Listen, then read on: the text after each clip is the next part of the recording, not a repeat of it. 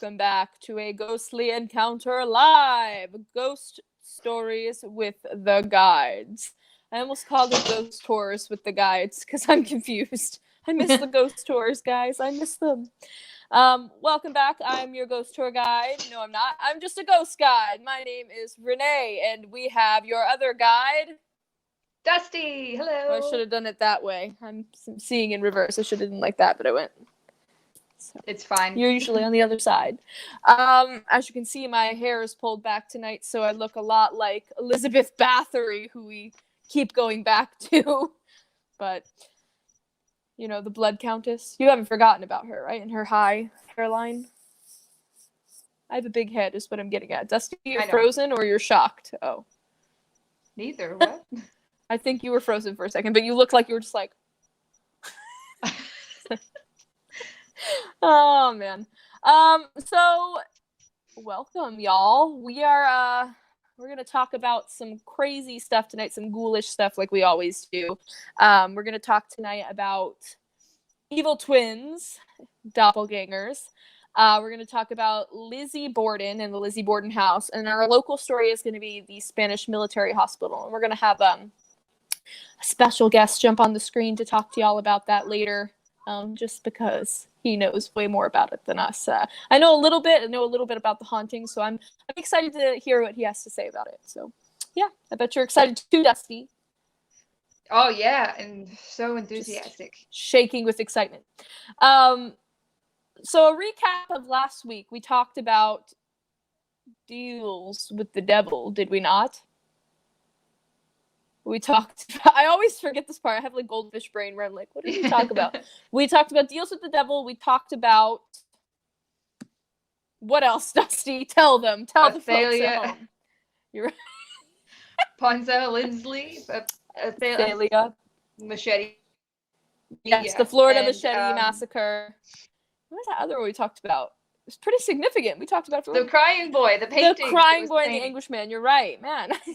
I need to like look back at the videos before we do these and kind of like jot down. Your story. Why did you remember my story but not your story? I was so engaged with your story. I don't know. It was so interesting. And as always, y'all, we're going to be doing our haunted happenings segment for tonight. I got a lot of haunted happenings today from you guys, so I'm going to sort through those after the stream tonight. I'm talking like I got like 45, something like that, 45, 50 stories from people. So I'm going to try to do a couple every stream. So if you sent me one and I don't do it tonight, just look for it next week or on Friday or next week. Like I said, I'm going to separate them out. And if you're like, man, I want to send in a haunted happening, I want to send in a personal haunting of my own, just message us. That's how I've been getting them. I've been getting them through personal messenger. I've been getting them through messenger from a ghostly encounter. And even like those little paranormal groups I follow, people have been sending me stuff from that. So however you want to reach me.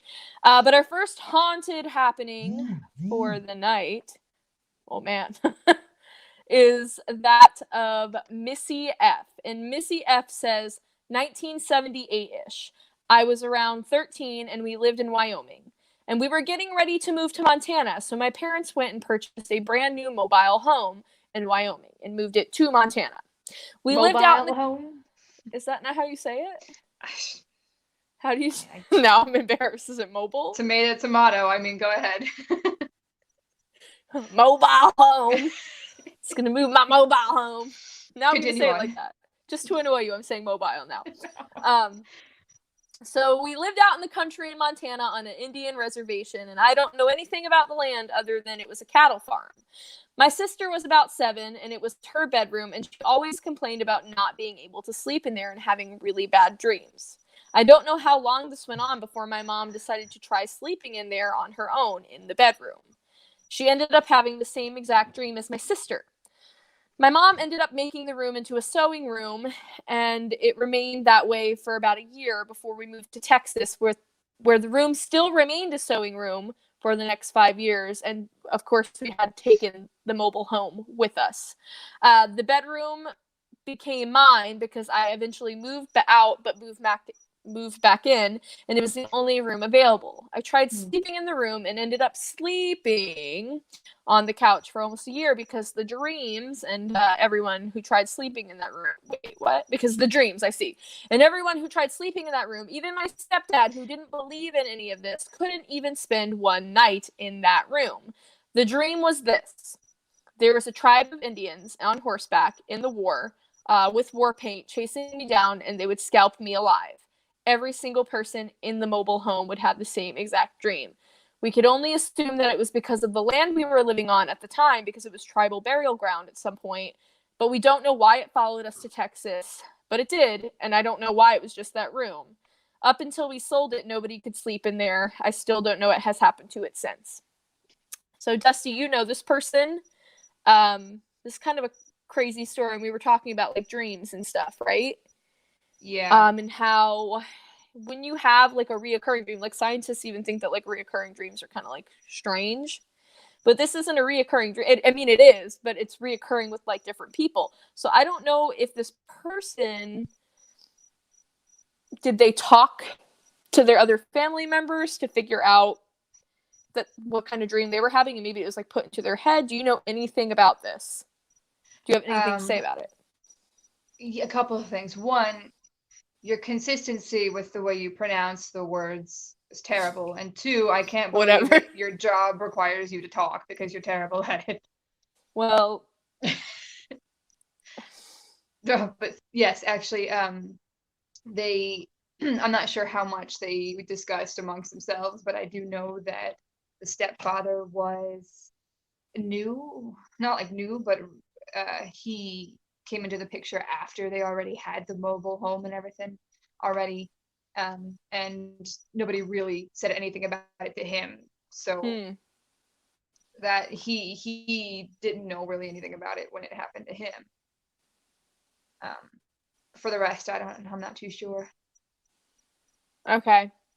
Yeah, I find that interesting, and I buy into that idea. Just that you could all have the same reoccurring dream that had been like talked about amongst family members, but this doesn't seem like that. This seems like they had a true, genuine paranormal experience where you had somebody that wasn't a believer, that was a skeptic in this, and had a strange dream about it, and maybe that made him a bit of a believer, or maybe just spooked him out a little bit. So yeah, interesting. And apparently it was very real feeling, which doesn't sound good because like they were being almost scalped like alive, but like a vivid dream. Yeah, no, it doesn't sound good. Yeah, so I don't know about you, but I don't remember my dreams in detail that well. I don't know. It's just me personally. Depending on what they are, I do, but usually they're not that interesting. Usually they're like about me like eating. All right. Or like meeting somebody famous. I don't know. Anyway, wow. Your brain is a complex place, Renee. It's very complex. By the way, you can make fun of my grammar and talking all you want, but you wrote it up, so it's really your fault. But I know exactly. I know what I wrote, and you did. I tried to make it sound better because, man. Oh, come on. So this is for our next haunted happening. It's from Ephraim B. And I've been talking to Ephraim a lot. Ephraim. He actually has a lot to say. He sent me some really cool haunted happenings that we'll incorporate in other streams. But he sent me a lot of interesting stuff. So this next one says, Ephraim B. So we started living in this house we've been living in this house for 14 years now. And about 10 years ago, my wife started to tell me about being touched by something or someone sitting on the bed and even pushing on her chest. She mentioned shadow figures as well, but I just laughed at it for years. Then about 3 years ago, she told me she was awakened by a woman who was shaking her and saying, "He killed me, he killed me." My wife then said she saw an evil face by the bedroom door. It all lasted less than a minute. I kept laughing all until something happened to me. 4:30 a.m. while making breakfast. Pause. Wait. 4:30 a.m. while making breakfast. That's early, Ephraim. I mean, that's breakfast number one. What are you talking about? Come on. I feel like he's a hobbit. Like he has second breakfast. Yes, You but don't what wake up about at second breakfast? 4 in the morning to get breakfast. What is he? I immediately was like, is he the Rock? Because the Rock wakes up at like 4:30. Why do you know Anyway, that? I don't know. Okay. I watch too many things on Instagram. I know the most useless facts. Anyway, so 4:30 while making breakfast, I had that woman yell, "Hey!" in my left ear. And my hair stood up, and I walked into the bedroom to wake up my wife. When I told her what happened, the wife is the sane one that doesn't wake up at 4:30 for breakfast. Not that that's the point of the story. I'm sorry. I know, you from. Right, when I told her what happened, she said, "You thought I was just seeing things, but now you know." Just last week, while we were both home, I experienced another bit of poltergeist activity or paranormal activity. Yeah, so this happens a lot where you get like skeptics, and this has even happened with my dad, where like he'd be like, "Oh, I don't believe in that. I don't buy into that." And then like a week later, he'll be like, "I think I saw something strange," and like, I don't know, it could just be nothing. It could just be my mind. And there was one time that my grandpa had passed away, and I had seen him sitting in the chair in my living room, and he had like both of his arms on the arms of the chair, and he like picked up one hand and like waved at me, and I completely brushed it off because it was so soon after he passed, and I just thought I was still like upset about it. But my dad, like a week later, my dad's a truck driver, he had been on the road, like a week later, he kept like looking at the chair and just he didn't like seem right. So I asked him about it, and he was like, "Oh no, I think it's just my mind messing with me." But he recalled the same exact experience that I had. And I don't know, it's just really, I don't think it made him a believer. I don't think my dad's like a true blue believer in the paranormal now, but I do think that he thought it was strange that we had kind of a reoccurring experience. So both of these stories kind of tie together, both Missy's and Ephraim's. These are both experiences where they have somebody that's a skeptic that experiences something paranormal, and it kind of adds to the proof of the whole story. It kind of makes it more concrete. So interesting. Anything to add, Dusty? Yeah, I just think they're all epileptic. No, that's the whole case in old medicine. But to be honest, I'd be kind of mad if somebody woke me up at 4:30 to tell me that I was right about something I've been telling them about for like years. Women are used to that with their husbands, though. Are they? I See, I was right. No, I'm just joking. Anyway, let's go ahead and move on to our first story of the night, which is doppelgangers or evil twins. Evil twins. You ever blamed your evil twin? You might not want to do that, but yeah, we're gonna talk about doppelgangers today, and it's a German word meaning double goer, so to speak. And it's a little bit different than what people in today think that it is, because it's not really a physical person so much. It's kind of like a wraith or an apparition or an entity that casts no shadow and has no reflection in a mirror. It's a double of a living person, pretty much. So it would be me, but not a physical being, more of an entity, like I said. Okay. They're usually kind of ghostly, and according to Paranormal Guide, let's see, I wrote this down. These doubles may at times be seen by others as performing a person's actions before the real person makes them, or they may be a shadow performing the same movements but after they happen. They are not good. So when you ever hear somebody that's excited to meet their doppelganger, you should tell them not to, because it is actually considered an omen of bad luck, or sometimes a sign of impending death. So don't. That took a turn for the worse. Yeah. We aren't here to talk about rainbows and flowers, right? Right. But supposedly, if it's seen by a relative or a friend, that it's a sign of sickness or danger. But if it's seen by the person themselves, it's a sign of death, like they're gonna die. Can I mention something? Well, I guess. So I thought about this after we talked about it last night. And I know, like, I made a joke last night while we were just talking about it, like, oh, one time I was at a bar and I saw a double of me in the mirror, and like, hee hee ha ha. But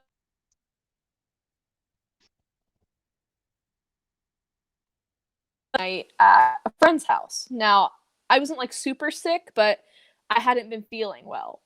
And I had been like telling my mom, like, I don't feel well, I don't know what's wrong with me. And she said that night that she heard somebody walking down the hallway. You would always hear boots walking down the hallway in my old house in New Jersey, but she heard someone walking down the hallway, and so she opened the door, and she caught the end of me like shutting the door, and she saw like my hair. I had like long blonde hair at the time, like closed behind the door. It's kind of like a side glance. I don't know if I'm making sense, but kind of like I went in super quickly and shut the door. Yeah. And she came out and she opened the door and she was like, Renee, what's wrong? And when she went into the room, she said it was freezing cold, that there was nobody in there and the lights were even out. And she just kind of shut the door and went back in the room and called me. And I remember her calling me and like being super freaked out. But again, my parents aren't really big into like the paranormal. It's not like they don't believe, they just aren't big on it. And you want to hear something super creepy that ties into what we were just saying? I had surgery, like emergency surgery, like a couple of days later after she saw that. So I don't know if it was my doppelganger, but I did have like some pretty serious surgery right after that. See, so a relative saw your doppelganger, your evil twin. Yeah, that's kind of creepy. I never thought about that. Like my shadow person, my hat man, right? We've all been there. Well, it's probably not a normal thing, but Renee has. And yeah, so you're saying that just make sure that you never see your doppelganger, please. Right, yeah, I guess. I don't want to do this alone. I'll do it in spirit, but oh, awesome. Terrible. Right. I know. Be here with me in spirit. So another reason, why someone would call it an evil twin is because apparently sometimes they do try to interact with the person that they shadow, but it's mostly misleading or malicious or planting, like sinister ideas in their head or confusing them. So not usually anything good either. There's no good advice that comes from a doppelganger. So never interact with your doppelganger. If you see someone that looks, I'm not talking about like, How I Met Your Mother style lookalike person. I just mean like, if you see something that looks like maybe it shouldn't be there, but it looks like you know what I mean? Like, don't interact with it. Yeah. Don't interact with it. Now there is quite a bit of art and literature that does depict doppelgangers as well. There's some lore, there's usually some kind of art or something that refers to it. There's a famous depiction of 1864 painting by Dante Gabriel Rossetti called How They Met Themselves. That's it there. And it's basically like the medieval couple here walking through some woods. And you can see the doppelganger couple. That was really hard to say. The doppelganger couple looks more like ethereal kind of. There's like this glowing light around them, kind of giving the essence that they aren't normal, they're not human. And the other couple, the regular couple, they look very wary, weird. I don't know. Now you're turning into me. Yeah, right. I'm rubbing off. They look concerned. Mobile. Yeah, like that man looks very concerned. His face, even his facial expression, he's got a sword drawn, and the woman looks as if she's swooning or fainting. So it kind of gives the impression that it's not a very good interaction. There. And then there's poems like Elizabeth Barrett Browning's The Romance of Margaret. Then you have Edgar Allan Poe. Everybody knows who that is, right? William Wilson, a recount there, kind of. Hans Christian Andersen. If you're a fairy tale person, you would know who he is. His story, The Shadow. Oh. No, get out. Right now, leave. The Shadow. The Shadow, yeah. And then we do have our very famous encounter with the doppelganger. And I think everybody probably knows who this is. But our famous encounter is Abraham Lincoln happened to see his doppelganger. He arrived home one day and looked in his mirror, and he actually saw can you hear that? Sorry, there's an airplane. It's your doppelganger. Oh. Give that a second. Yeah. All right. Looked into his mirror and saw his reflection in double. So there's two of him. I know I said earlier that they don't have reflections, but they are often seen in mirrors, for some reason or other, and we'll kind of tie that in later. But yeah, so he's always reflection, and the one next to the other reflection was identical almost, but said to be much paler than the other one, like a sickly looking. And his wife was really concerned. She was super worried, and she told Abe, good old Abe, that she fears that the paler one was a bad omen, and that yeah, here we go, and that maybe right he would finish his first term in full, but not live to finish his second term. Oh, Mary. Oh, Mary. That's that would be a good guess. This picture is kind of cool. It if you can tell, there's like an Abraham Lincoln standing behind Mary. That's Mary here. Yeah. Yeah. But it's sorry. No, continue. Go ahead. It's fake. It's a real fake. It's That's what I was gonna say. It's not real. No, it was purposefully done like that. After he died, she had this commissioned, I think, by a famous supernatural or paranormal photographer, Mueller. Mueller. Yeah, something like that. I think of it because I remembered it because it sounded like Bueller. Okay. Bueller. Oh my god. But Mueller. Yeah. So it is fake, but you know he kind of added that. It is pretty cool though with the Lincoln in the back there. Yeah. I think it's an interesting photo. So Victorians did weird stuff like that all the time though. Wanted ghosts in their photos, held seances, took death photos, made death masks, death dolls. So I get it. It makes sense for the time period. Yeah. The Victorians. Oh, those Victorians. Now there is also your scientific side to everything, of course, and epilepsy. I'm kidding. No. Every time. No, maybe not epilepsy, but scientists do want to attribute the people seeing these doubles supposedly as due to like injuries or stimulations to certain parts of the brain that cause an error in spatial reasoning. But then you also have your people that think that they're visions, or people that think they're hallucinations. Then you have your people that believe that we are in a parallel universe and everything that we do is replicated in another dimension, and that sorry, go ahead. I'm gonna go ahead and say that that's not that crazy of an idea, the parallel universe thing, because for a long time people didn't believe in black holes. They thought that was just like a myth, and then we took a photo of one like last year. So I mean, the Earth is flat, so I saw a meme. This is a little off topic, but I saw a meme that was about like flat Earth, and I'm not knocking the flat Earth idea. I think that everybody has like their own ideas, and that's great. You should really practice what you preach. You know what anyway, I mean? Get on with the meme. But wait for it. It was like a picture of a lamp and the Earth floating around the lamp, and it was like, see, flat Earthers, like night and day. And then somebody was like, no, they turned the lamp off at night. Just anyway, okay. Black holes. Anyway, let's talk about the mirror thing. Tell me about mirrors, Dusty. Okay. Yeah, so this kind of ties in like a little bit with the seeing your doppelganger maybe in a mirror or anything like that. But mirrors are also just kind of like a sidebar. Also, they are really, there's a lot of superstitions that come with them. You've heard some of them. Some of them, but I'm going to give you some more. And then we'll talk about how people think mirrors kind of like portals almost. But the Romans did believe that mirrors reflected your soul. Right. Kind of. So, okay, you know that, of course, if it breaks, you have 7 years of bad luck. Random number, but sure. Breaks, well, I think that has to do with the Romans also. Okay. Yeah. If I'm kidding, apparently they believed that the soul took about 7 years to heal or to renew itself. Okay. Yeah. So it does have a meaning. Okay. Everything has a meaning, Renee, except life. Ooh, that was a dark joke. I was kidding. Man, all right.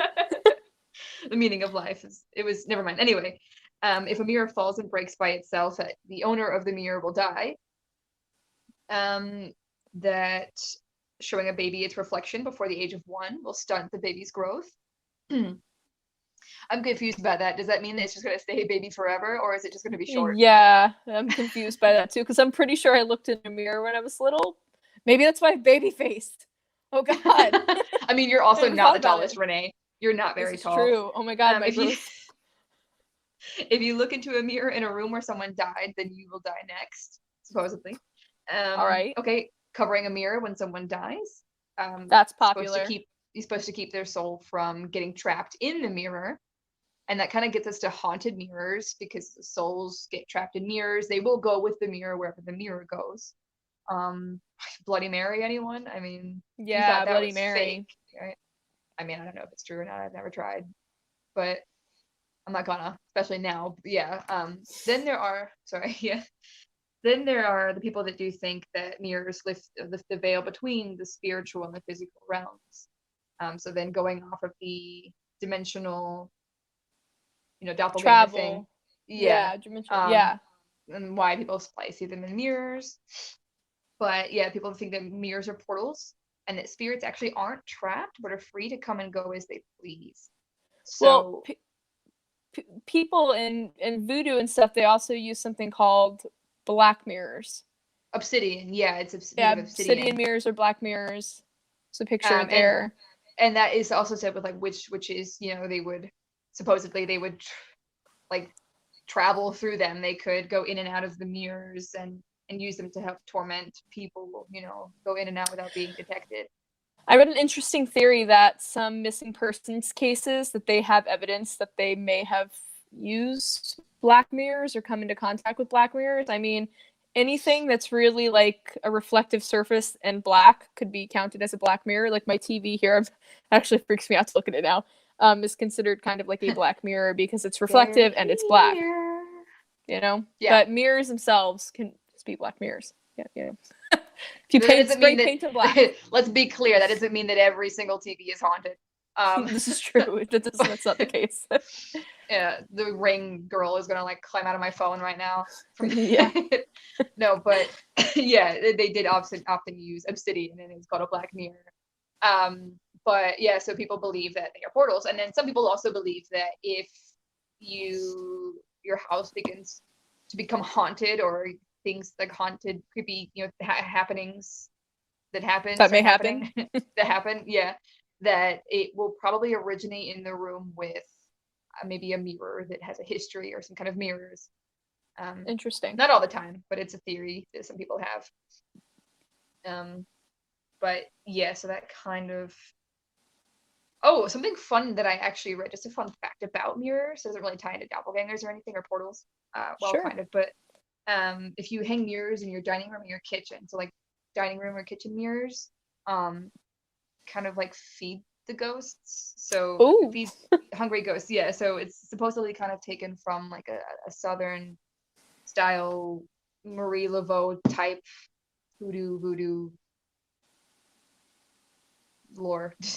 And it's supposed to kind of be better for communicating with ghosts, or the Loas. Remember the like Papa Legba, the Loas. Yeah, Papa Yeah. Legba. Oh, there he's Because back. there we go again. This is what, number It's 3. like the third This episode, yeah. Yeah, but because they do expect offerings, and they do usually expect to be fed. So that's kind of cool. Tie that into Yeah, the it's really previous interesting. episode. Yeah. I mean, I feel like a lot of the stuff that all like comes full circle eventually. Like There's like Papa a line Legba's that's popped going up a through. lot. Yeah. You've heard a lot of voodoo pop up a lot. So it's interesting. Hoodoo, voodoo. Shadow people. Shadow It's all people. metherical in the end. Metherical. It's all metherical in the end. Well, anything else you have to add on mirrors or evil twins, doppelgangers, any of that? You said what you said? Yeah, I think I'm gonna start covering my mirrors so at night. Me too. Or I'm gonna maybe I can do like a reverse Loa and the ghost will give me food. That'd be great. Oh my god. But we're gonna move on to our second story of the night, which is the Lizzie Borden case and the Lizzie Borden house, more importantly. I remember hearing this story a lot, like growing up. I remember the nursery rhyme specifically. Like Lizzie Borden took an axe, etc. Yeah, and we'll get into that. Sorry, I spoiled it. No, you didn't. You didn't. It's totally fine. That's because that's what like most people know. But the numbers that they give in the nursery rhyme aren't exactly the actual They numbers. gave her father 40 whacks, and then Yeah. when she saw what she had done, So, she gave her mother 41. I'll get to that. Yeah, it's kind of like that. Okay. So Lizzie Andrew Borden was born in Fall River, Massachusetts, in See, July. it's not because of my typing. It's because it's just you. Listen, I have a lisp. I can't help it. Uh-huh. Lizzie Borden was born in Fall River, Massachusetts in July of 1860. Her father was super rich. The guy, he had something like $300,000 at the time of his death, which in 2018's money, that's when they kind of like wrote the article I was reading, was about $8.5 million, but today it would be closer to like $9 million. So the guy was loaded, right? So however, that's he was reason number 2 for taking an axe to her father. right. So reason number 1 is because her middle name is Andrew. It's because she's a girl. Her name is Andrew. That was the secret. I don't know. I wasn't gonna say that in case that was a thought that was in your head that you never like you thought you said out loud, but it just didn't come out. I don't want to offend Lizzie Borden, you know. Of course not. Why would we want to do that? Andrew Borden was super frugal. He had like a hard time giving up his money. He really liked to hold on to it and save it, which is why he had so much money saved at the time of his death. But his daughters, they were not very dependent, and so they depended on Andrew Borden's money and his housing. And after their mother dies, so Sarah Borden dies of an illness, and it takes 3 years for Andrew to remarry. He ends up marrying a younger woman. How scandalous. But she's really not that younger because Andrew Borden is like 70 and she's 64. Oh, trophy wife. I know, right? Her name is Abby Durfee Gray. And Andrew starts showering her family and her with all this money and gifts. And this is a man that would not even install plumbing or electricity in his home, even though the entire street, even people that had way less money than him, they had plumbing and electricity. He just wouldn't do it because he didn't see there was a reason to. So, all right. So his go ahead. Reason number 3 that she took an yeah. Lizzie did not refer to her mother. Lizzie did not refer to Abby as her mother. She did not refer to her as stepmother. She didn't even refer to her as Abby. She ended up calling her Mrs. Borden, or even sometimes when she was really upset with her, Miss Durfee.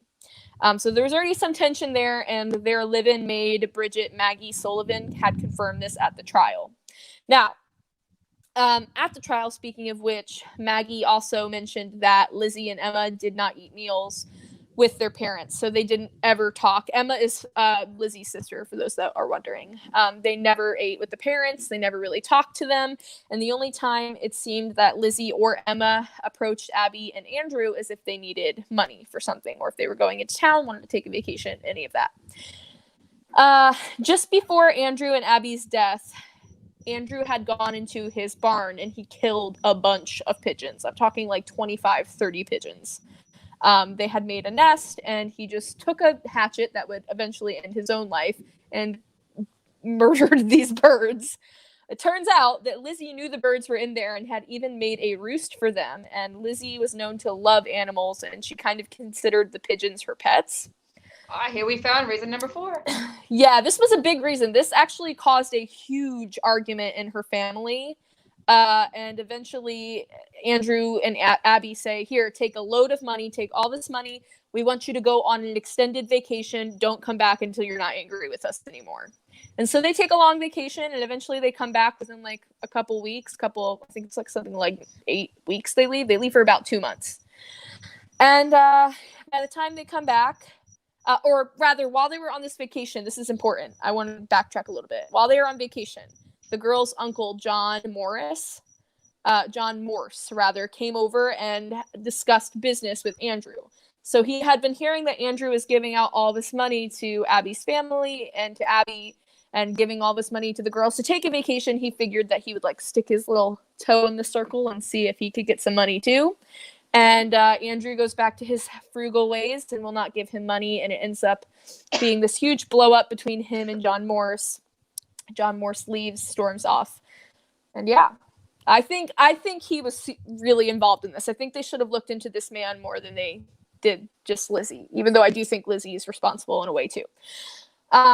So August 3rd, 1982, John Morse says, "Hey, I have to visit one of my nieces in Fall River. Can I stay at the Borden house? Can I stay with you guys?" I'm sorry, And 1982? Andrew, no, my bad. 1892. Did I say 1982? Yeah. I was like, wow, that was a big jump in time. Yes, they live forever. No, my bad. 1892. John Morse, thank you for that. John Morse had visited, and he wants to visit his niece. So Andrew says, "Sure, fine, friend. You're a friend of mine. You can stay. Nice guy, you know." Well, August 4th, 1892. At breakfast, Andrew, Abby, John, Emma, Lizzie, and Bridget all sat down and had breakfast. This is significant because, as I had previously mentioned, they never ever ate a meal together. The meal was seemingly calm. Not a lot of people talked, like there wasn't a big discussion, but they all ate together. This was an important piece of evidence at the trial. Now, John Morse left to visit a niece in town. Andrew went to take a walk. Abby went upstairs to make her bed, and Lizzie and Emma were off doing regular chores. I thought this was strange because, as I had mentioned, they did have a maid, so why they were doing chores, I don't know. But they were. And when Abby was making her bed, buttering them up. I guess so. Abby was struck 17 times with the hatchet in the back of her head and about 1 to 2 times in the front of her face. There were a couple of slash marks on her face, but her skull, when they showed her skull at the trial, it was pretty slashed in. So it was clearly a crime of passion. Somebody really did not like Abby. Bridget somehow slept through all of this. She took a nap. She was doing her own regular chores and then, or not chores. I mean, my bad. Not chores. She was doing her own regular chores and I guess didn't feel good. So she laid down and took a nap and didn't hear anybody being murdered just downstairs from her. I mean, literally, I can hear my neighbors. I just don't get that though, because I can literally hear my neighbors next door sometimes, and I live in an apartment, and the walls I'll sleep through a fire alarm around us now. I don't know. It just seems strange to me that she didn't hear anything. Andrew Borden comes back in, and Lizzie reportedly helps him get prepared for a nap. So she takes off his slippers, and he lays down, and Lizzie goes down into the basement and minds her own business. And all of a sudden, at 10:30, when she comes back upstairs, or 10:45 when she comes back upstairs, he is dead. He has several hatchet marks in his face. There's blood all over the couch, and the assailant is nowhere to be seen. So, how many? What does she do? How many times was she hit in the face? He hit in the face? Yeah. 10 to 11 times. In fact, he was hit so many times that one of his eyeballs was split cleanly in half. This is important because this suggested that while he was attacked, he had been sleeping. So somebody knew he was taking a nap at that time and decided to murder him while he was asleep. Lizzie tells Bridget to go for help. Bridget goes for help. Bridget Maggie Sullivan. And yeah, then there's a huge trial. So Jim's going to pull up an article from that time period for y'all to look at, the newspaper. Really interesting Fall River Post. But this is kind of one of those stories where maybe the murderess got away with murder, unfortunately. Because Lizzie is tried, but due to lack of evidence, she is acquitted, and she ends up being ostracized by the community regardless.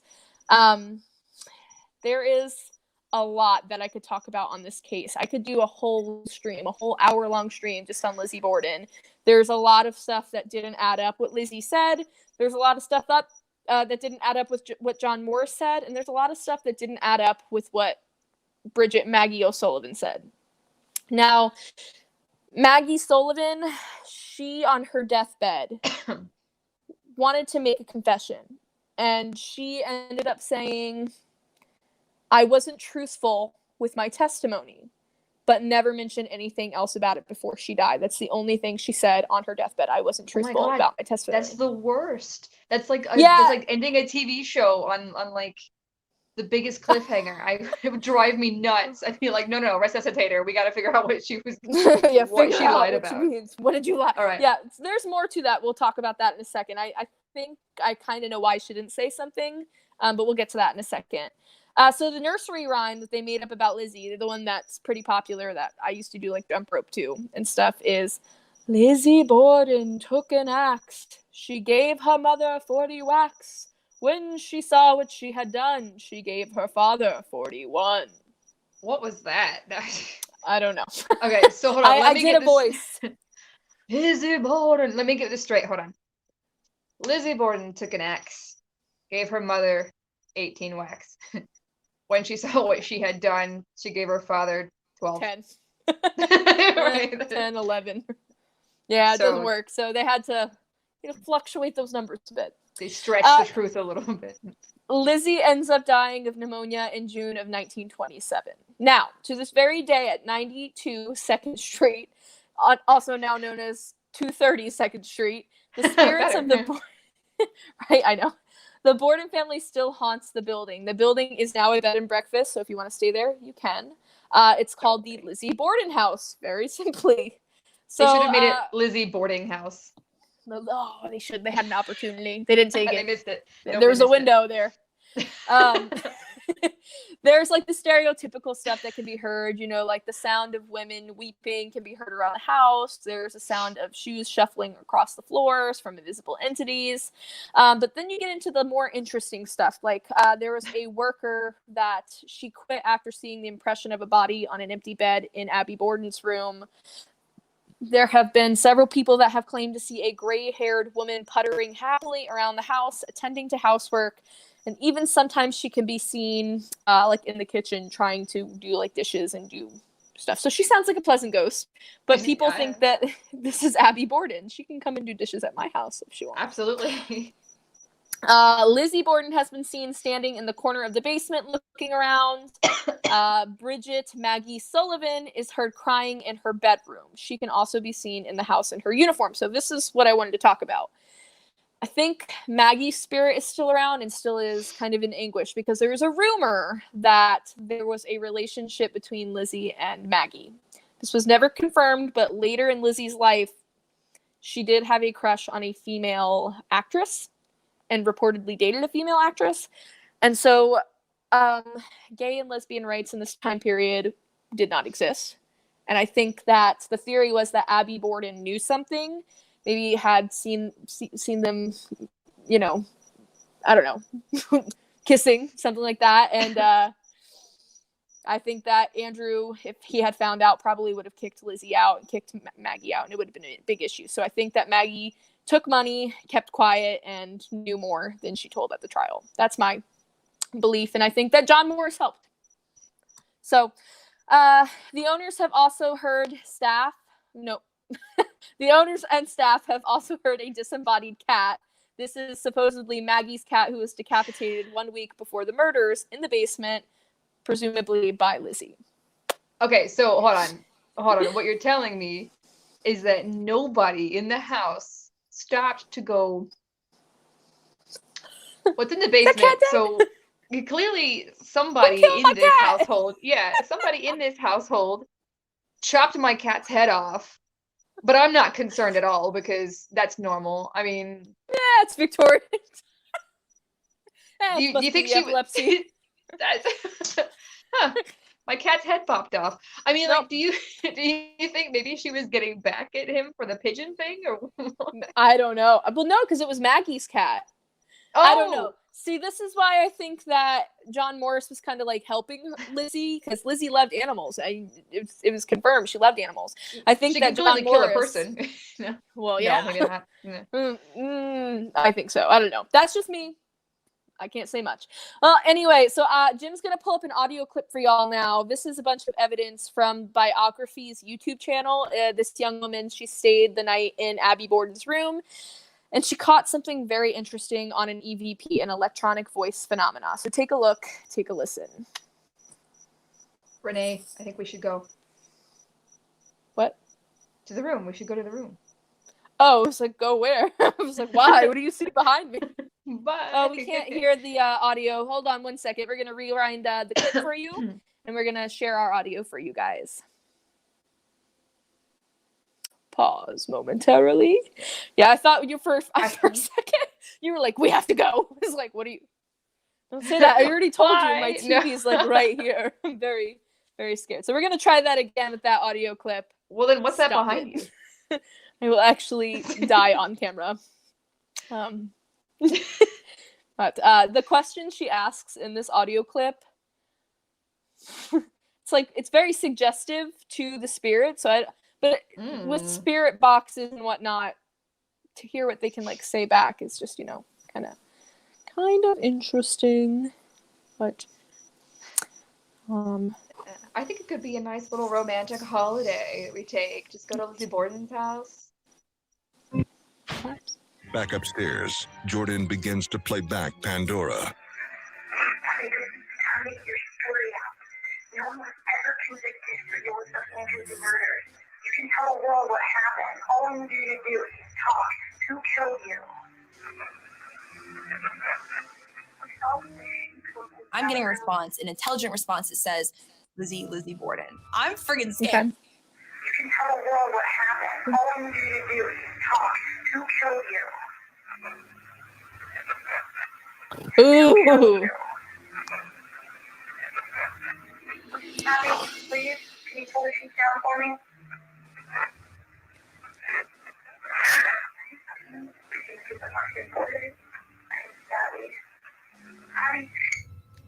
There's Ooh. something yelling on here. I don't know if it's Abby, who it is, but it sounds like they're kind of pissed. I was already scared enough being up here alone, having to talk to these people. Now that there's confirmation someone's yelling at me, my adrenaline is going, I'm sweating. Dude, the mill is going nuts. A motion detector she has. Oh my God. I like how she yells at the end. Oh my God. That's me. Yeah. So I don't know. I thought that it's creepy when it yells, because it sounded like it said Lizzie Borden, and then it said help me, is what I heard. I kept getting distracted by the random in the background. The ladies. Renee. I know. No, you. Oh, you. me? Yeah. Oh. I don't know. So Missy asked, I've heard that he sexually abused the daughters. Is that true? So there was no proof of that. So when I was reading, that was a theory, but there was not enough evidence to prove that that was true. And I don't know that Lizzie or Emma ever came out and said that. I will say that Emma Borden was really big, like, on her father, and like her father was her biggest role model, even though she didn't have a good relationship with him. I know they didn't talk a lot. But she didn't talk to Lizzie after the murders because I think she also believed Lizzie was responsible for his death. That was just responding to a question. If that is true, then we found reason number 6. Yeah, and that would be totally deserved. If you... All right, well, we're going to move on to our local story of the night, and I'm going to bring up our very special guest. Drum roll, please. Boom, it's Jim. Good evening, everybody. How are you? Right. Hello. There we go. We're going to talk about the Spanish military hospital tonight. One of the most famous haunted places in St. Augustine, and one of the places that was very first appeared on any of the TV shows. This was actually investigated by the Atlantic Paranormal Society and the Peace River Paranormal Group out of South Florida back almost 15 years ago. We've got some great photographs. We got some great photographs that we're going to kind of go through real quick, and we'll see what we can show about what has happened there. Dusty, are you okay? I dropped you guys. That looked great. That's the best backflip we've ever had on camera. Oops. Continue on. I got excited. Let me bring up the screen, and we'll bring up some photographs here for everybody real quick.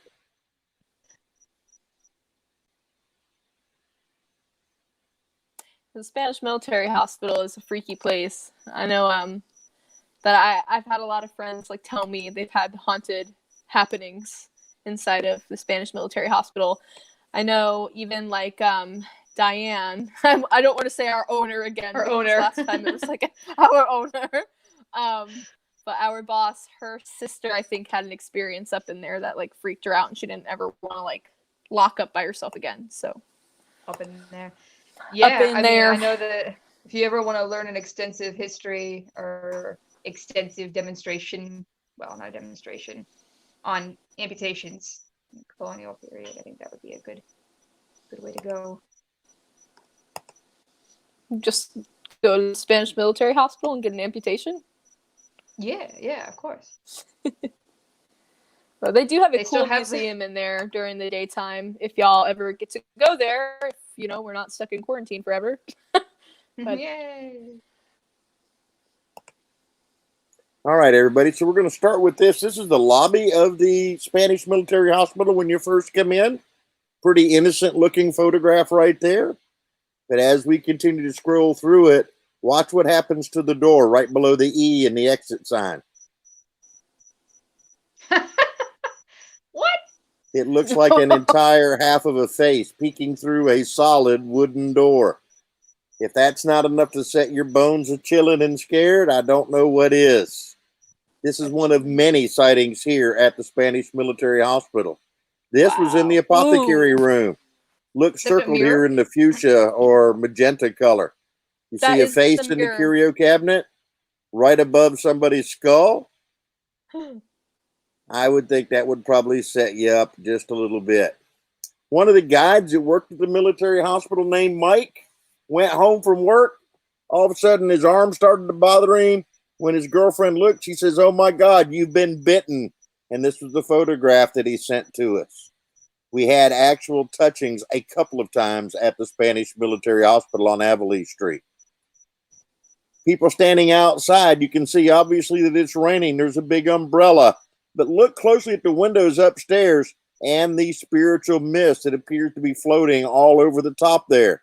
I don't see anybody with a pipe or a cigar, yet there they are, working away. Not sure what caused this green light anomaly inside the morning room of the Spanish military hospital. Just one of those odd things that cannot be explained. Again, these aren't photographs that we took. These are photographs that were taken by people that came in to do a haunted tour at the Spanish military hospital and then sent them to us. Wow. That's not a pair of glow sticks sitting on the desk, folks. It's an energy ribbon. It's thought to be an orb caught moving or in flight. It happens more often than you would think and leads to some very interesting pictures. When you think about what a camera does, it really is a perfect energy meter. Here's our very own Tim Fleming standing there, giving a tour. They snapped a photograph behind him just as something was exiting from the flame of the lantern behind him. That's a cool one. Yeah, that is a cool one. Looks like lightning. Standing outside on Avonlea Street, again, another energy ribbon down below, and another one up here by the window. We call those mama and papa, or mama and baby energy ribbons. If you look dead center of the photo, there also appears to be a perfectly round, almost green colored orb Yeah, right it's a above nice this orb. guy's head. And that is I like a that large orb. orb, you're right. Inside the, what would be known as the ward room, this is what it normally looks like. No idea why this corner's all frosted out right here.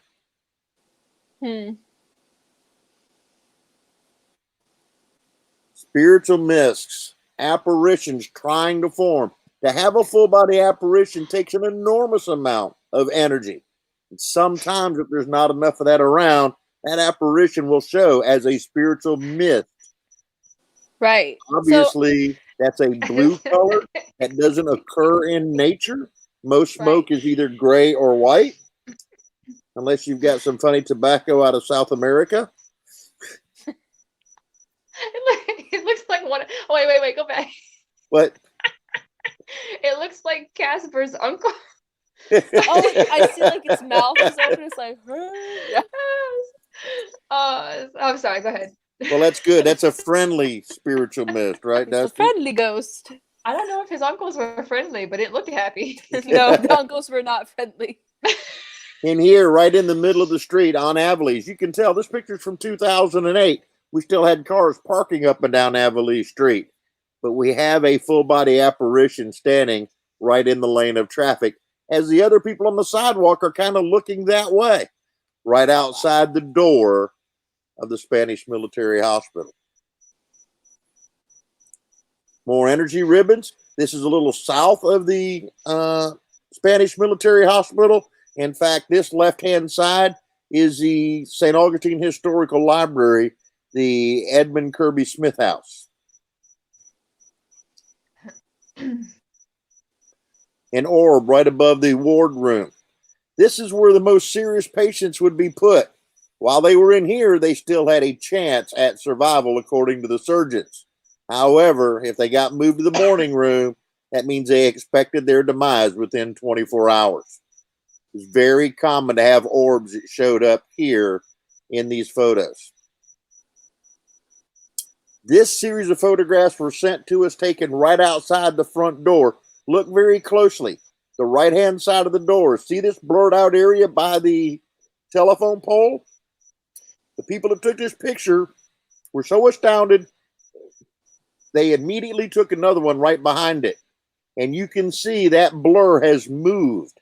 Something is transversing in and out of the door of the Spanish Military Hospital.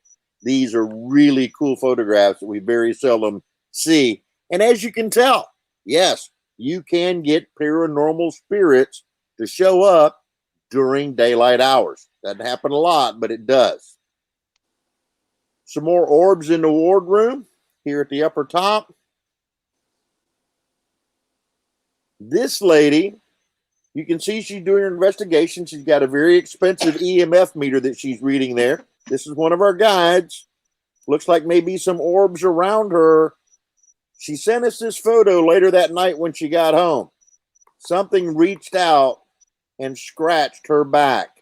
It's called yes. And you can tell the letters are upside down and backwards. Ooh, backwards is not good. Not good at all, is it? No, that can be workings of like an evil spirit or even a demon. That's really not good. You never can tell, can you? So, Freaky. when you hear the stories of the Spanish Military Hospital and what goes on there, well, you can believe what you want to, but we've got the proof. Yeah.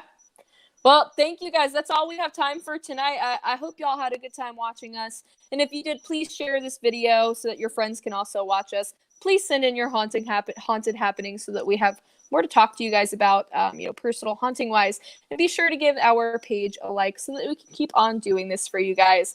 All that being said, you can tune into us again Friday night at 8 p.m. where we're going to be talking more about ghoulish stories and whatnot. Thank you for all that watched tonight, and goodbye. Good night, everybody. Bye.